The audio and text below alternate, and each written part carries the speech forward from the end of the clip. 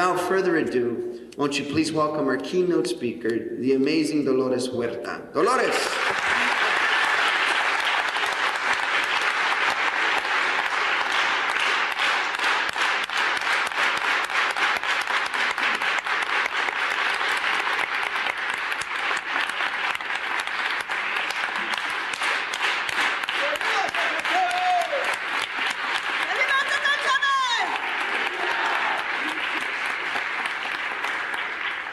Thank you, Rick, for that beautiful introduction. And you have been hearing about all the wonderful people that have worked with this union over the years. And they helped build the movement because of the time and the commitment that they gave to build this organization. And I just want to introduce two of our present young volunteers that are working with us now. They've been out there in the fields, in the grape fields, they've been in the citrus fields, they've been out in the tomato fields, they've been out in the rose fields, and now they're working here on a big dinner that we're planning here at the Biltmore on the 31st of March, which will be on Cesar's birthday, which is going to be the first dinner for the Cesar Chavez Foundation. It's a dinner that's being celebrated to raise money so that where Cesar is buried up at La Paz, we want to make that into a real beautiful placita with an amphitheater, and so those of you that can come, it's going to be at the Biltmore the 31st of March, and I'd like to introduce Rocio Santa Cruz and Maria Osorio. Would you all stand?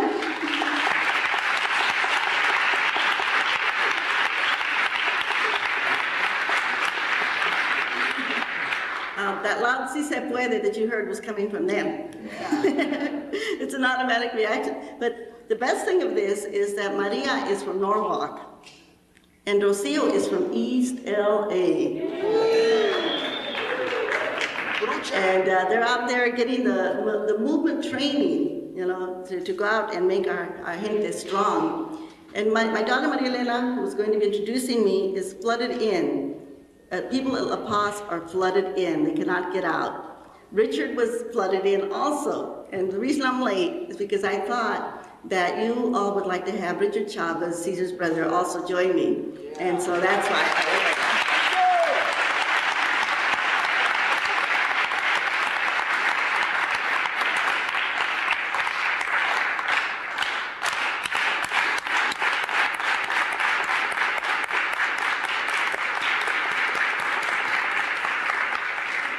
I've asked Richard to share the program with me and to say a few words after I finish.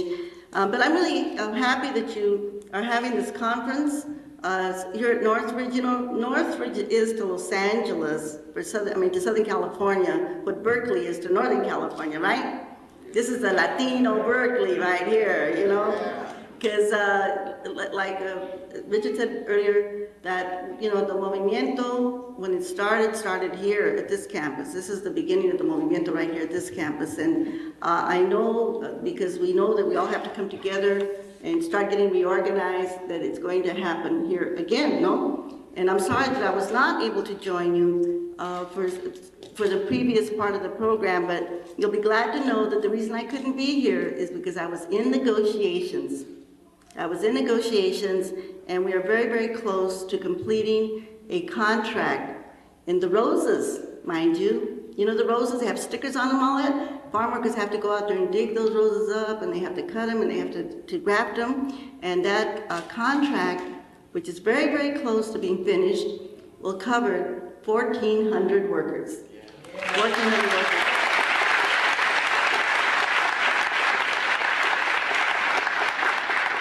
And the workers are from Delano, they're from McFarland, from Shafter, all those little towns around Delano, California. And a lot of people don't know this, but the very first strike that we had in the United Farm Workers was not in the grapes, it was in the roses. It was in the roses, and it was workers from Tangancicuaro, Michoacan, and from Puerto Rico. They were the ones that had that strike. So it's almost like coming back and starting over again in a way, by having by having this big negotiations that we're having there. And one of the reasons, of course, that we are negotiating, because as you know, for the last several years, even though we were out there winning elections, that would take the Agricultural Labor Relations Board, who has to certify the elections before we could even start bargaining. It would take them up to 4 and 5 years to certify an election so we could start bargaining. Well, as all of you, I'm sure, are aware, we had a very big peregrinación to Sacramento last year. Because we thought about what is the best thing that we can do to celebrate Cesar, you know, to bring his message, to keep, and also to show people that the union was still alive, was still strong, because a lot of people thought when Cesar died, that was going to be the end of the union. And of course, when people would ask Cesar, what will happen to this union, you know, when you're gone? And he would say, if I thought this union would not last without me, I would not spend 1 hour of my life to build it. And Cesar had many offers. You know, he had been offered a Peace Corps position to head up the Peace Corps in Venezuela by the Rockefellers. He was offered a big job by the Teamsters. He was offered the directorship under the Packing House Workers Union. But he turned everything down because he wanted the Union of the United Farm Workers to come from the people. You know, que fuera de la gente, to be headed up by the farm workers, by the brown people, by the black people, by the Asian people that composed the work. And this is why he spent his life in doing that. So when we did that march, we marched 350 miles to Sacramento. And I know many of you were there with us. Of course, Rick Montoya was there. Richard Calderon was there, and I'm sure some of you others were there. I won't ask for the hands because those of you that weren't are going to be sorry that you missed it, right? But it was a beautiful thing. And you know, the other thing too is I didn't get to go on the first march.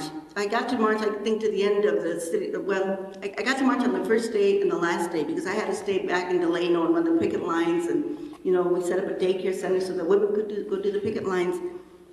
And marching, those, you know, we're thinking, would it be a whole month marching? You know, I thought it's gonna get boring. I didn't know what to expect. But it was just an incredible thing. And I can see why Cesar was always saying, we have to march. We have to march. There is something about going out there, walking. It's like a simple thing, but letting people see you, and people say, why are they walking? You know, and then the response is, we're walking for justice, or we're walking for the farm workers. And just your body out there moving along that road gives people, it teaches them a lesson. And all of that, you know, that marching just strengthened me and strengthened everybody that was on that march. Of course, when we got to Sacramento, we had 20,000 people there. It was an incredibly glorious event, But what happened, because of that march that we had, that peregrinación, what happened is that the Agricultural Labor Relations Board started doing their job, you know. So since that march, we have had elections covering over about 2,300 workers, and the elections have been certified. The one that I'm negotiating now was certified within 10 days after the election. We had the election on December the 16th, and it was certified on December the 27th. You know, that was a miracle, because we had elections back in 1989 that took them 5 years to certify. So those are the kind of miracles that we can make happen, and it seems, well, that we can't get, you know, lose heart, that we think, well, everything is so much against us. But that is, I think, the lesson that Cesar taught us, is that, you know, these simple things that he did, like marching, like fasting, you know, like going without food. And I know it would be hard for any of us to go, or maybe impossible for any of us to do the 25 days that Cesar did, or the 36 days that he did on his last fast. And nor am I recommending it. But I think that if one goes 1 day or 2 days without eating and say, I'm doing this for the farm workers, right? And I'm doing this for the farm worker children who are dying of cancer because of the pesticides. You know, just that thought and that offering that one gives, it makes one strong. And it works. It really works. I have to tell you a funny story about fasting. We saw Andrew Cuomo, you know, Mario Cuomo's son. We saw him in Washington, and we went to get the Liberty Award that President Clinton gave to Helen Chavez for Cesar. And so he was telling us a story. He said that he met Carrie Kennedy, who is now his wife, you know, Robert Kennedy's daughter, and he wanted to spend some time with her. And she said, well, I'm sorry, but I'm going to be very busy this weekend. Oh, he said, I'll join you. Whatever you're doing, can I be with you? And she said, are you sure you want to? And he said, oh yeah. He said, whatever you're going to be doing, I'll be glad to do it with you. Well, she was fasting for 3 days. So in order to spend that weekend with Kerry Kennedy, he had to fast for 3 days, right? So he said he had never fasted before, and boy, that was really an experience for him. But it was a good experience, and he was happy to brag about that. So that is just one of the things that Cesar taught us. And as Richard Montoya said a while ago, and I'm sure that you've been talking about this throughout this conference, we know that right now, as has been said, we are a community that is really under attack. We're really a community under attack. And sometimes when that happens, like with 187, we just feel frustrated. We don't know what we're going to be doing. What is it that we're going to do to stop all of this? But we know that we can stop some of the terrible things that they're going to try to do against us. One of the things that we have to stop right away, of course, is they're talking again about a bracero program. They're now calling it the compañero program, right? I think Governor Wilson is going to bring in some farm workers from Mexico and bring them into the state capitol and into his house. Do you think he will? His compañeros, right? I doubt it. And I just want to explain a little bit about this because I know some young people probably don't know what the heck this is all about. But way back, I should say, over the history of this country, as you know, people from Mexico have always come in to do the work. Well, back in World War II, they brought them in, the people from Mexico, into work, but they were not free. They really couldn't work where they wanted to. They had to go to certain growers. They had no control over their lives. And many of those workers, I remember seeing paychecks, after they'd worked for 2 whole weeks, they'd have a paycheck for $10 or for $6, because the growers used to take everything back. They used to charge them for everything in the camps. So it was a big program of exploitation. Many, many people became fabulously wealthy over the bracero program. And I'm going to mention one of them, the owner of the charges, Alex Panos. He's from my hometown in Stockton, California. His family had a small coffee shop. They became fabulously wealthy over the bracero program. Many, many people got rich, except the people who did the work. Well, they did it again recently. Cesar and I are the ones who ended that program. We were then working with the CSO Community Service Organization. CSO took on the fight all over the state of California, and we finally got to end it when John Kennedy was the president and Jack Henning was the Undersecretary of Labor. So then recently they started the program again, only this time they call it the H-2A program. It was the same thing. They brought farm workers in, they worked them for certain growers. They were supposed to have certain wages, which of course they never did. But we got the amnesty program passed in 1985, where a lot of people got their amnesty, and again, we fought to get the farm workers covered under the amnesty program. Then a lot of those, they stopped bringing in the people from Mexico. Now they want to do it again. And this is our position, okay? If they want farm people to work in the fields or in the shops or in the restaurants, let them work as free people, okay? Let them declare another amnesty program so that they can have full immigration rights, so they can be covered by unemployment insurance, Social Security, and can have all of the benefits that other workers do. We do not want people from Mexico or Central America brought in as captive slaves. Is that understandable?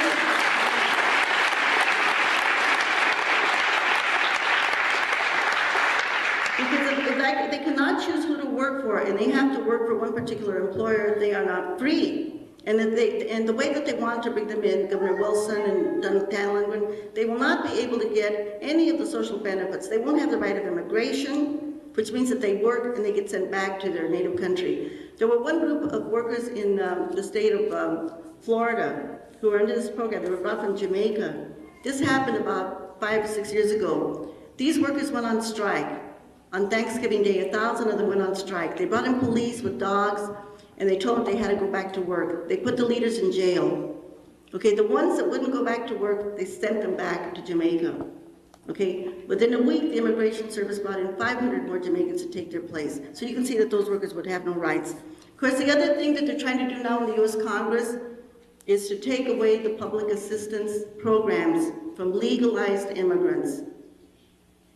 They've had hearings on this as the peregrinación, and people, I said it, and I think people didn't believe me. They thought, how could our country be so gross and so crass, is to try to take public assistance from people who are legally here, legal residents of this country, not undocumented, legal residents of this country. But they had the hearings in Washington. The subcommittee on Ways and Means voted out a bill about a month ago that has this provision in it. They're serious. They want to try to balance the budget on the backs of the immigrants of this country, the people of color of this country. And so we're going to have to try to stop that. How do we stop it? There's only one way that we can stop it. First of all, we've got to make sure that President Clinton doesn't go along with this program, which means that we need to send a lot of letters to President Clinton and saying you cannot cut public assistance from legalized immigrants. Now, sometimes we think it always was this way, that legalized immigrants always got public assistance, but it wasn't. Again, we fought to get immigrants covered in 1961. We passed the law in the state of California to take away the citizenship requirements from old age assistance, disability. Later on we got aid to families with dependent children, and we took away the citizenship requirements. So they're trying to turn the clock back, and we've got to try to stop them. And I know that in some places it's going to be very hard, and we're going to need to call on people like Bill Chandler, who tells me he's in Mississippi, so that the people like Bill can help us in those states, where we don't have a lot of raza, a lot of Chicanos, to help the people there contact their congressman, not to vote for these measures. But basically, we've got to put a lot of pressure on the administration, on Clinton, so that if they pass a bill like that, that he does not sign it, that he doesn't sign it. And then we've got to get in hundreds and hundreds of letters. So whatever campus you're from, it's a high school, grammar school, college, start getting some letters made up, postcards made up, sending to the president saying, stop this injustice. Who were the people that built this country? The immigrants, right? The immigrants are the ones that do all of the work to build the country. They're the ones that really provide the richest. The agribusiness growers are rich because of who? Because of the immigrants, right? The people in the hotels, in the restaurants are rich because of who? Because of the immigrants, right? The people in the garment industries are rich because of who? Because of the immigrants, right? So, so we've got to get out there, and that's part of the fight that we've got to do. They talk about Orange County being bankrupt. We all heard about that, right? Orange County, the super rich place, down there in Orange County, that they're out of money because they mismanaged their money. Hey, they can't blame the immigrants or the undocumented or the teenage welfare mothers, right, for breaking their bank over there, right? They did it to themselves. And this is what they're trying to do. They're trying to blame the immigrants. They're trying to blame teenage welfare mothers, unmarried mothers, for the ills of the country. And we can't let them get away with that. But if we keep quiet and we don't do anything, they will get away with it. We've got to make sure that we make enough noise, be it by demonstrations, by marches, by letters. The one thing is that we cannot do, no podemos estar silencios. We cannot be quiet. We've got to get out there. We've got to make a lot of noise to make sure that it doesn't happen. Now, sometimes we think that it takes a whole lot of people to do the work that has to be done. It doesn't. It doesn't take a lot of people. When we started this union, it was Cesar and myself and Helen, his wife. And then when people would ask Cesar, why did you start the union in Delano? He said, because my brother Richard was there. He said, that's why I started the union in Delano, because my brother Richard was there. So it didn't take a lot of us. Manuel Chavez, Cesar's cousin, came to help, and then there were 4. And then, of course, Julio Hernandez and his great family there from Corcoran were some of the first ones that joined in with us.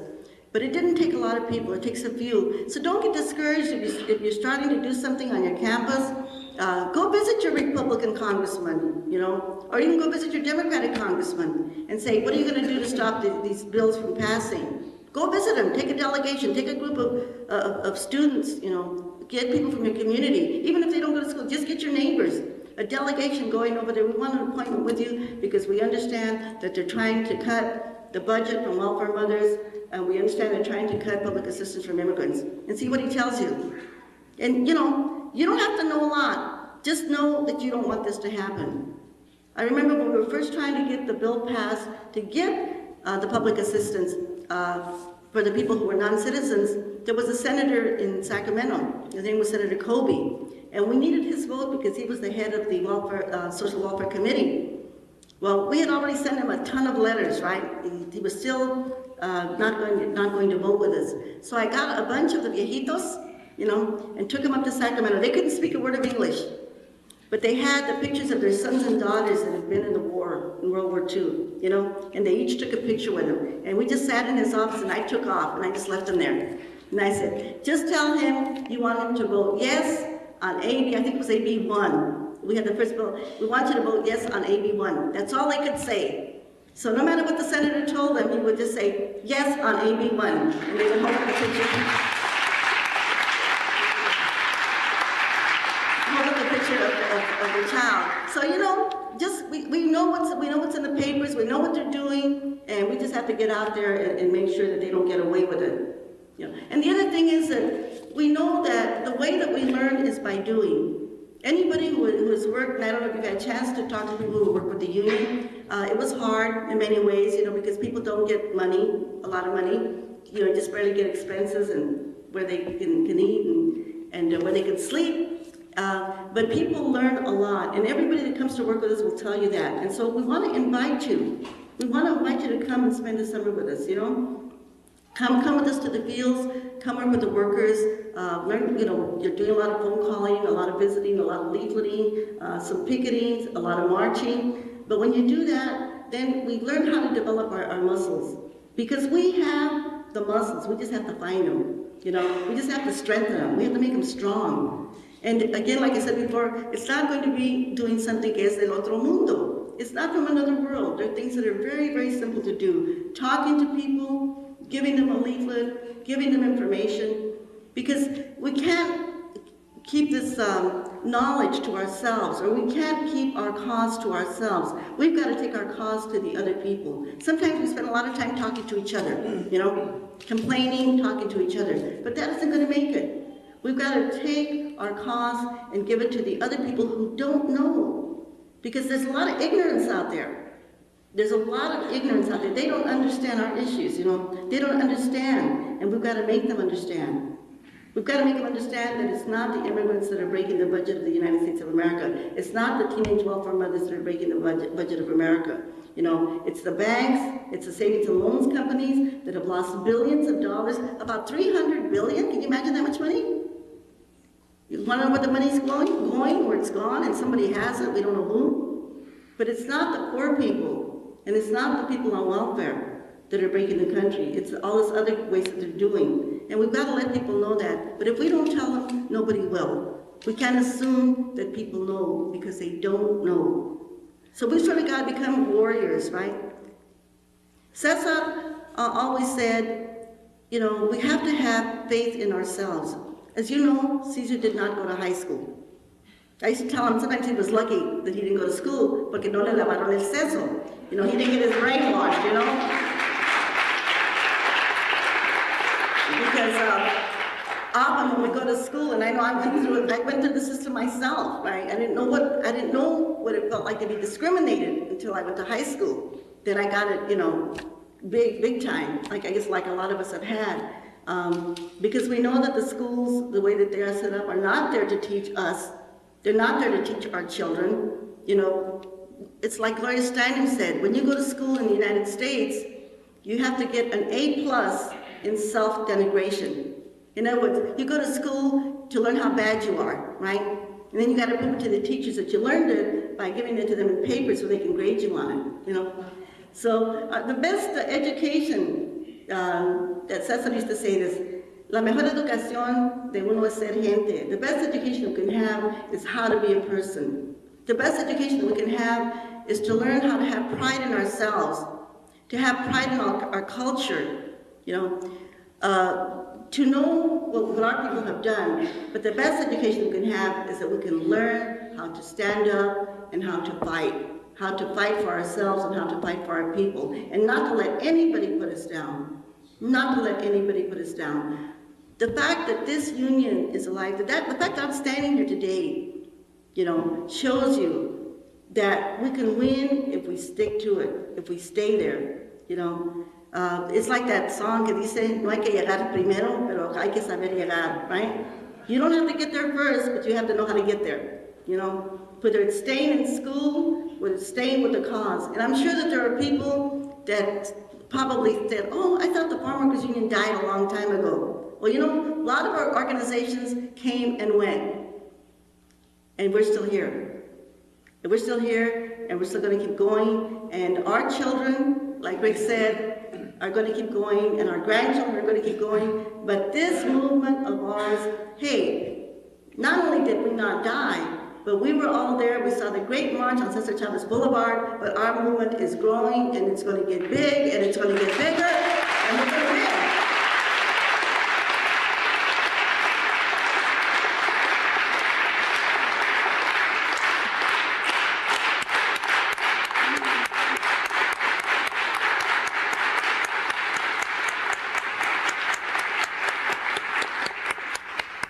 And I hope that each of us that are here right now, I know that the fact that you're even here, that you came to this conference means that you care, you know, and that we make a commitment right now that we're going to stay with it, that we're not going to get discouraged, and when people tell us that we're failing, we're not going to pay attention to them, right? Let them say what they want to say. I remember people would come to Cesar and say, they said this and that about you. Cesar would say, let them say what they want to say. What they say doesn't matter. What matters is what we do. That is what matters. Let them say whatever they want to say. What we do is what matters. You know, people used to talk about Cesar. They always brought him down. They didn't realize what a great genius we had in our midst. Some people did. I want to just mention Paul Schrade for a second. Paul Schrade, maybe he talked earlier, and I don't want to steal his thunder, but Paul, as you know, is the man who brought Walter Reuther, who was the president of the United Auto Workers Union, to Delano, when a lot of people thought that we had lost the strike at that point. And then he brought Robert Kennedy. He's the one that brought Robert Kennedy to Delano the first time. And when Robert Kennedy came to Delano, then we got national attention. So that one man, just that one man, did so much to help us. And I remember him telling me when he told Walter Reuther, we have to go to Delano. And Walter Reuther said, why are we going to Delano? I want you to meet Cesar Chavez. Who's Cesar Chavez, right? Paul said, you'll find out when you meet him, right? And he made him come. But that's what it takes. We have to take that little courage, you know, and take that extra step. And sometimes people are going to go out there and people say, oh, you kind of están poquito locos, you know? What they're doing is kind of crazy. They say, yeah, I am crazy. Yeah, that's why I'm doing it. You know, we have to do something that is a little crazy. We have to do something that we've never done before. And when you're doing it, you're going to feel uncomfortable. Vergüenza, you know that feeling? You know? You're going to feel kind of a timid or vergüenza. But that's okay. That's natural. Because when you do something that's different, it's going to feel uncomfortable, right? But once you do that thing, whether it's walking the picket line, passing a leaflet, talking to somebody, going to jail, you know? It's going to feel uncomfortable, but once you do it, you'll never be afraid again, because you will lose your fear. So that's what we have to do, take the risks that need to be done. Well, I talked a long time, and I want Richard to come up here and say a few words. I'm sure you want to hear from him. This is Cesar's brother, who was very, very close to Cesar, probably the closest person to him of anybody except his wife, Helen. Richard's also, as you probably know, the person who built the coffin for Cesar. And Cesar wanted a wooden coffin. He didn't want a fancy coffin. He told Richard, when I die, he says, I want you to make my coffin. And Richard used to tell him, oh no. He says, you know, I'll go before you because Richard smokes. Cesar didn't smoke, you know. And Cesar took care of himself. But it ended out the way that Cesar said it was going to happen. And Richard made his coffin for him. Then I'll come back and we'll do a few vivas, okay? Richard?